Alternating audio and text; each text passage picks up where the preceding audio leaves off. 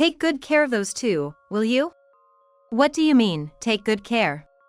Although John said it casually, I wonder if he would have accepted it if nothing had happened. I still don't quite understand. John was supposed to have gone on a business trip, but apparently, he had an accident at his destination. The call I received led me to a small town. It was suspicious that business trips, which had never been frequent before, suddenly increased, and he started going several times a month. Moreover, an employee of a copier company having a traffic accident in a town must mean something's up. While thinking about all this at the hospital, I accidentally ran into Emily. Why is Emily here? And what does it mean that she was in the town with John? Even in this seemingly desperate situation, it's infuriating to think he believes he can still deceive everyone. Does he think I'm just going to let this slide? I have strong allies, so there's no way John can escape without consequences. He should wake up to reality and rethink his actions. My name is Aita Smith. I'm a 33-year-old preschool teacher. After graduating from a community college, I started working at a fairly large town's daycare center. The job as a preschool teacher is harder than I thought, but being around these always smiling kids somehow makes me feel refreshed. However, constantly dealing with children at work, I sometimes yearn for adult conversation. Surrounded by dozens of kids, with a few fellow teachers around, I remain an educator in front of the children. Busy with work and unable to match schedules with college friends, I hardly have time for a coffee break. I don't have time to make friends with similar interests. So I'm always an educator when interacting with anyone other than myself. As a teacher, I can't really have adult-to-adult conversations. At my workplace, I am strictly a teacher, nothing more. One day, I was asked to take over the data management at work. A teacher going on maternity leave had been handling it, and it fell to me, seemingly the most idle and timid.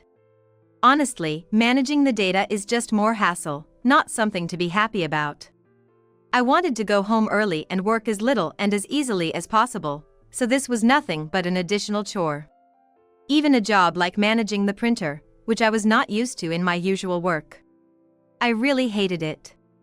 Ensuring the printer works smoothly, refilling ink, and managing paper stock. It's all so bothersome. However, I couldn't have imagined that a person who would dispel my gloomy feelings was about to appear. In the afternoon, the daycare's bell rang, and the data manager, which was now me, was called to the staff room. It was nap time for the kids, so after informing my paired teacher, I headed to the staff room. Hello. I've come for the printer inspection. I think I reacted as if I had been electrocuted at that moment. For some reason, his appearance or voice, there was something indescribable about him. Yes. I'm in charge. I took over from the previous person, and now I'm responsible. Nice to meet you. Nice to meet you. I'm John Smith from the printer company. My first impression of John was pretty intriguing. It wasn't the kind of feeling you'd normally have for someone you meet through work. It felt strangely familiar, like I had met him somewhere before. You probably won't remember. Do you sometimes stop by the store in front of the station in the morning? That comment jogged my memory. Oh. You were in the snacks section at the store, right? I occasionally stop by the store near the station to grab lunch or a drink. The items I buy vary, but there's always this guy there at a certain time. Right at the entrance, standing near the prominently displayed new products shelf, carefully choosing which one to buy. That was him. Actually, I've seen you at the store. Never thought I'd meet you here. That's my line. I was curious about the new snacks, but I also found myself wondering about the lady I saw there sometimes. Could something like this really happen? Usually busy with kids at work, I, a woman with virtually no encounters with men, remember feeling thrilled by his words. Talking about work is one thing, but how about we exchange contact info? Of course. That was how I, on the day I met the printer company representative, ended up exchanging contacts with him. We gradually got closer, sharing little daily incidents and amusing stories, and he became more and more significant to me. It was love at first sight for me. But as I got to know Aita, I realized she's someone I want to be with all the time, someone who makes me feel so at ease. Will you marry me? I can't believe this dreamlike day has come. I'm so happy. For me, who thought I'd just aged being focused on work, this was an unexpected spring. Meeting someone by chance on the streets, deepening our interaction and love, and moving towards marriage as a goal. At that moment, I was on top of the world, but I also had another thought in my heart. I won't end up like my sister. I will seize my happiness. I whispered that to myself. My sister, Emily, is 2 years older than me. Though we're not far apart in age, the idea that we're close as sisters is a complete misconception. I'm, well, not exactly a standout type. Just an average person who decided to become a preschool teacher because I loved kids, with decent grades and an okay sense of style. On the other hand, Emily was the total opposite, always focused on fashion. She was always thinking about how to stay beautiful and stylish. The kind of person who was part of the top, trend-setting, somewhat admired group in her school. Perhaps it's because of such relationships, but dating men has been a common occurrence since my student days. Ever since she got a boyfriend in her first year of middle school, Emily had never been without a boyfriend. She moved out of her parents' house right after high school graduation to live with her then boyfriend. In the end, she had a daughter at the age of 25 and settled down, but soon after, she got divorced. I sometimes checked if she's doing well by connecting with her on social media. She always dressed up stylishly and posted dazzling photos, but I couldn't help but feel a sense of emptiness. More like a fake facade from my childhood when I couldn't stand not being the center of attention, rather than a real mother. It's not about flaunting happiness in front of others. I believed that I should weave a happiness that fulfills myself and John, that was my belief. Life was blissful right after we got married. Coming home to someone I love, sharing meals, and enjoying the calm evenings together was something I cherished. We'd share our day's experiences and laugh together, those moments were priceless to me. But at some point, things with John started to feel off. He began commenting on my appearance and behavior. He seemed like the type who wanted to control others, always offering unsolicited advice. At first, I tried not to mind it, but it was becoming too much. Hey, Aita, don't you ever do your makeup properly? As a preschool teacher, it tends to come off while taking care of kids or playing with them, so not really. But isn't that outfit a bit too casual for work? Is it? I always dress like this, don't I? That day, I was wearing a hoodie and jeans. Since I bike to the daycare, I prioritize comfort, and I change into work clothes there anyway. I've always commuted in this style without any issues. Most working women in their 30s don't walk around in such casual clothes. It looks like loungewear. Really? I've always dressed like this. What's up all of a sudden? John always had something to say about my clothes or belongings. From my bag and outfit to my hairstyle and makeup, he'd complain they weren't feminine enough or didn't fit a working adult. Once, when we went out for lunch near the station and stopped by a bookstore, he picked up a women's magazine and started this conversation. Hey, Aita, why don't you dress like this? It was a magazine targeted at ladies, adorned with flashy text and decorations. Win this summer with a dress, get ready for a date with a $300 outfit. Honestly, these were far from my interests and lifestyle. Sorry, but I'm not really into this stuff. It doesn't suit me or my job. Oh, so you're not interested in matching my taste. He turned moody after that. 6 months into our marriage, he started acting strangely and would get upset for no reason. I couldn't understand what John wanted or was thinking. Since then, our relationship has felt strained. We only have minimal conversation now, with no room for fun chats or light jokes. It's like there's a draft between us. Though we've never had a big fight or anything to apologize for. I can't figure out where things went wrong. If there had been some issue or argument in the past, I could trace back and try to resolve it, but honestly, I'm clueless. The only thing that comes to mind is when I turned down the outfit John wanted me to wear. Could that be the cause? Living together, sharing the same space and time, I thought we'd find some common ground for casual conversation. There was a TV special about infidelity airing at the time. The usual commentators and hosts were debating definitions of cheating and where the line is drawn. Of course, I'm totally against cheating. I've even broken up with past boyfriends because of their infidelity. In my view, cheating is absolutely off limits, especially in a marriage. Trying to lighten the mood, I casually brought it up to John. Hey, this TV show is discussing infidelity. Yeah, well, love takes different forms for everyone, doesn't it? Love does come in different forms, sure. Then, John started speaking rapidly, almost as if he was trying to convince me. Think about it, right? Isn't it weird that a single piece of paper called marriage suddenly means you can't fall in love with anyone else for the rest of your life? I mean, what's up with that? A bit of free love should be okay. Honestly, there was something unsettling about his words, not quite what you'd expect from a married man. It made me wonder if something had happened. Or if John was the type who wanted to continue romantic adventures even after marriage. Besides, love isn't defined by marriage as a formality, but by the depth of feeling, right? No matter how married you are, if you don't truly love someone, it's meaningless. Hearing this made me question what marriage meant to John, and it left me feeling uneasy. His words seemed directed at me, and I couldn't bring myself to look him in the eye. How could I have fallen for someone who can say such unbelievable things without batting an eye?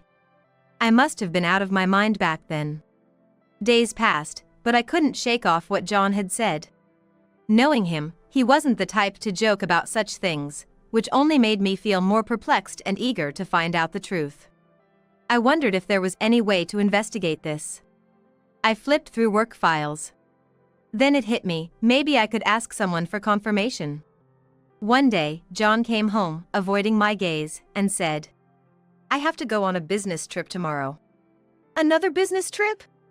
Weren't you gone for like 3 days last week?" Unfazed by my surprise, John replied nonchalantly, "Can't help it, right? Someone quit unexpectedly at this busy time, and work isn't getting done. I'm like the go-to big brother there, I have to keep things running." His sudden announcement made me ask, "Hey, is the person who quit someone I know? The senior you talked about before?" I used to have an idea of who he mentioned from work since John used to share office stories and funny incidents. My casual question was met with a hard look. "What? Does it matter who it is? What's it got to do with you, Aita?" "No, it's just small talk, nothing more." But John, clearly irked, cut the conversation short and went to the bathroom. Lately, his business trips seemed to be increasing. 3 years into our marriage, there hadn't been any significant talk of department changes or promotions. Nothing from John, at least. But the trips had become more frequent. From once a month to twice, then thrice. Now, he's often gone twice a week, and sometimes even the entire week. The next day, before leaving for work, John said to me, "This trip is with an important client, so don't you dare contact me." "What?" The seriousness of his request surprised me. "Got it? If my phone rings during a crucial deal and I get distracted, it's on you. Can you handle the responsibility if a $200 million contract falls through?" With those words, he left, and I watched his retreating figure, deep in thought. I got ready and headed to work. As usual, in my hoodie and jeans, riding my trusty old bike. I finished my duties at the daycare and was going to take a break. I noticed the TV in the break room was covering a traffic accident. While chatting with a colleague about the dangers of traffic accidents, my phone rang. I don't usually carry my phone at work, but I had it with me in the break room and noticed the call immediately. It was from an unknown number, and to my surprise, it was the police on the line. They were calling to inform me that John had been in a traffic accident. Just the other day, he seemed fine, but now in an accident? I couldn't believe it, but I composed myself to hear more. He was in critical condition from the accident and had been rushed to the hospital. He was still unconscious, and they wanted me to come right away. I hurriedly asked for the location of the accident and the hospital's name. But something struck me as odd when I heard the name of the police station. It was in a famous town for sightseeing. Why would John be on a business trip there? This thought crossed my mind. But regardless, I needed to rush to John's side. The story begins from there. After consulting with the daycare director, I left work early and took some time off to be with John. But before heading to him, there was something I needed to do first. I made a phone call. And soon, documents were sent to my house. At the hospital, John was lying in bed. He didn't wake up for 5 days, but finally regained consciousness. The doctor said he had a head-on collision with a truck, resulting in severe damage and partial paralysis. No way, John, you're kidding, right? Sorry, but please take care of the two of us. I was lost in thought at his words. Take care of the two of us? What was he talking about? It didn't seem like a joke, so I asked. Sorry, but who are the two people you're referring to? John's expression briefly showed he had slipped up. Who else? It's me and Erica. Erica is Emily's daughter, my niece. I had met her a few times at my parents' house, but why bring her up now? Why are you suddenly mentioning Erica? Well, I got a call from Erica during my trip. She asked me to take care of her if anything happened to her. The fact that Erica would contact John directly, and not her mother, was puzzling. Why not ask Emily? I blurted out. Wait, you have Erica's contact info? Well, it's more like I was in touch with Emily. John and Emily were in contact? And what did he mean by take care of if something happened? His hesitant tone was particularly troubling. I was still trying to process all this when a nurse wheeled in another hospital bed. The fellow passenger in the same traffic accident, the nurse said as she wheeled in the bed. I couldn't help but cry out when I saw who was in that bed. It was unmistakably Emily. And her belly was noticeably large. Emily? Why are you here? And that belly? I was baffled by what the nurse said about them being co-passengers in the same accident. And the two people John was referring to earlier, could it be? So, let me get this straight. Because of the accident, you're asking me to take care of you and my sister, right? Exactly. You catch on quick. It's great to have a woman who's sharp in situations like this. I felt as if all the blood had drained from my body. This was too perfect to be a mere coincidence. It couldn't possibly be a coincidence. I was scared to ask, but I had to. Don't tell me, John, you were on a supposed business trip here with my sister and got into this accident? Well, the trip was real, or rather not a lie. It just happened that Emily was here, and I thought I'd drop her off. His stammering, desperate excuses were pathetic. I could somewhat sense that my voice was trembling. I could barely comprehend the situation I was in. So, you coincidentally met my sister during a business trip and ended up sightseeing together? I blurted out at John, overwhelmed by emotions. My emotions are a mess, torn between not wanting to hear any more and knowing this isn't an issue I can just ignore. Whether he knew about my feelings or not, John was speaking in a nonchalant tone. He probably still hasn't fully grasped the situation he's in. John was trying to figure out how to talk his way out of this. His eyes were busy, darting here and there. You're blowing this way out of proportion. It's your bad habit to always think the worst, he retorted. I seized the opportunity to confront him with the truth. John, this was a fake business trip, wasn't it? A cover for your affair with my sister. Me? On a fake business trip? I'm a sought-after man, I don't have time for such things.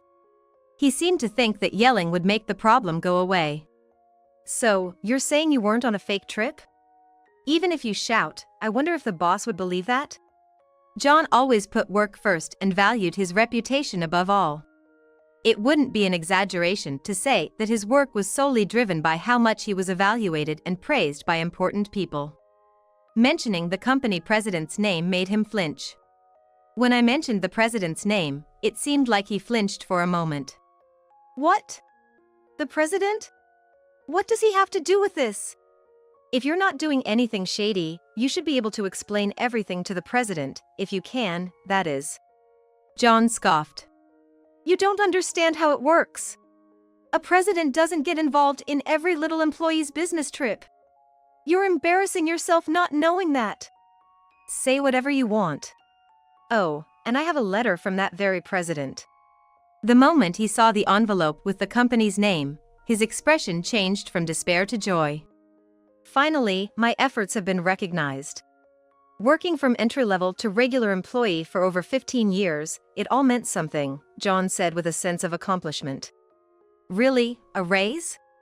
I asked, almost bursting into laughter at his confident assumption. Of course. My peers have been getting promotions, and I've been waiting for my turn for over a decade. But hard work pays off. Hurry, hand over the letter. He genuinely seemed to believe the envelope contained a notice of his salary increase. Here you go, take your time reading it, I said as I handed him the envelope. He snatched it roughly and placed it on the hospital table. Holding the envelope, he looked at it intently, his face tense with anticipation. As he tore open the envelope, his excitement was evident. But upon unfolding the paper, his expression froze. A termination notice. Why me? The envelope was actually from John's company's president. Look, there's more paperwork inside the envelope. You'll understand once you go through it. Shut up. Just shut up. He snapped, flipping the envelope upside down and spilling out all its contents. The documents scattered on the table, some falling to the floor. Receipt discrepancies for claimed expenses, and inconsistencies in your travel routes. Do any of these ring a bell? No way, that can't be. I had contacted the company's president right after the accident, asking him to check John's company phone GPS and expense receipts. The president was already suspicious of John's actions. He was proactive in his response, especially since it was an employee's wife who reached out. Thanks to the president's efforts, a mountain of irrefutable evidence against John was gathered in no time. No matter how much John tried, the fact that he had been misusing company funds on fake business trips was undeniable. It seems the president has been watching you closely, John. He's thorough, isn't he? Shut up. There's nothing you can do now. Your usual tricks and lies won't work. How much did you know? Everything. I knew you were getting fired. I had been informed by the president that John was scheduled for dismissal. However, considering his long service, they had offered him the option to resign voluntarily. What am I supposed to do now? Oh right, Aita, you're a preschool teacher, so you're fine. Fine? What do you mean? I questioned his smug expression. You have qualifications, so you can work anywhere, anytime. I may have my certification, but I'll become a stay-at-home husband, managing the house, taking care of Emily and her child. Nowadays, with volunteers and helpers, we can manage childcare. Meanwhile, you work. Sounds like a good plan, right? I was disgusted by John's rambling, his nostrils flaring with excitement. His selfish remarks were a mix of astonishment and anger, stirring indescribable emotions within me. Who's going to lend you a hand? You and some volunteers, he said, still believing someone would help him out, a mindset I couldn't comprehend. People say that life is about helping each other, but in this case, it's clear that all he's thinking about is receiving help unilaterally. Relying on someone isn't bad, but living a life where you only think about getting help and relying on others, what's that about?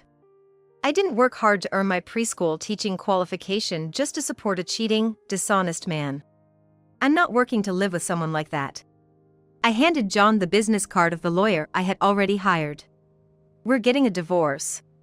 I'll be seeking alimony. Any further discussions will go through the lawyer. A divorce?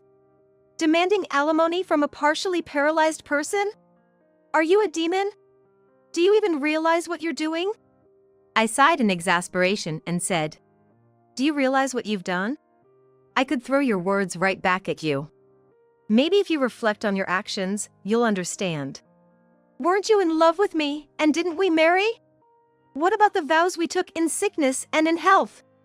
Were they all lies? John grasped the hem of my shirt with his functioning hand, but I briskly shook it off. Looking down at Emily in the next bed, I said. Emily, you've always needed to be number one, haven't you? Even towards me, your younger sister. Emily's expression faltered for a moment but quickly returned to normal. Of course. I couldn't stand the idea of plain Aita getting married before me. I was supposed to be the one to marry into wealth first. Marry into wealth? I asked incredulously. Yes. My first boyfriend right after high school was just into casinos and didn't work. Erica's father earned a meager salary, and we were still living in an apartment. I couldn't stand it anymore. Emily said tearfully, but her words were utterly self-centered. You only think about what others can do for you. I'm a woman. Looking beautiful is my job, right? I want to be a shining jewel beside my husband. And I thought John, despite not being very handsome, worked at a well-known company and had a good salary? I asked, to which she glared at me.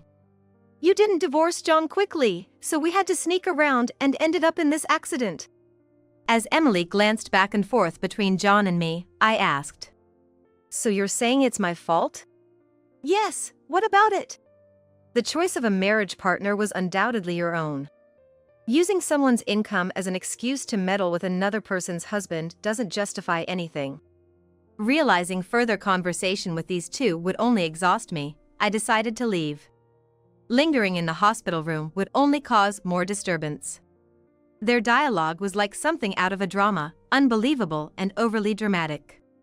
The extent of their unreasonable statements left me speechless. I'll discuss the rest with Emily through the lawyer. For now, just know that I'm seeking a lump sum in alimony. Alimony? Against a partially paralyzed person? Sorry, but you were on a cheating trip, weren't you? You brought this on yourself. Emily reacted strongly to my words of "you brought this on yourself." Mumbling to herself in denial, her face grew increasingly pale, and I couldn't help but feel amazed at how far she was willing to run from reality. Eventually, John and I divorced. With a strong lawyer specializing in divorce cases, I successfully obtained higher than average alimony from John. After resigning from his job, John was heard to be drifting from place to place. Emily, having tried to steal her own sister's husband, ended up being disowned by her family. She's been aimlessly wandering, with nowhere to go. She did receive assistance from a facility that supports people with disabilities, but all she did was complain, "This isn't the kind of work I should be doing, and I can't stand these trivial tasks." Her behavior was not only unproductive but also disruptive to others, leading to her being banned from the facility. Now, she's barely getting by on minimal disability insurance. As for Emily's child Erica, after contacting Erica's father, he gladly agreed to take her in. This was a relief, considering the custody battle during their divorce where Emily insisted that a mother should always be with her child, and the mediator granted her custody. I was somewhat worried about Erica, so it's truly a relief she's with her father, away from Emily's influence. I felt relieved because staying with Emily, Erica wouldn't have been truly happy. I continue to work at the daycare, living my usual life. As for the alimony, John's family ended up paying his part, and Emily is repaying hers through a loan. Although the settlement was more than I expected, the happy days of ignorance are gone and won't return. Now, all I can do is look forward and move on. There's no point in looking back since I can't return to those days. Perhaps quitting my job and traveling to unknown countries could be a good change. These are the thoughts I ponder as I go about my day.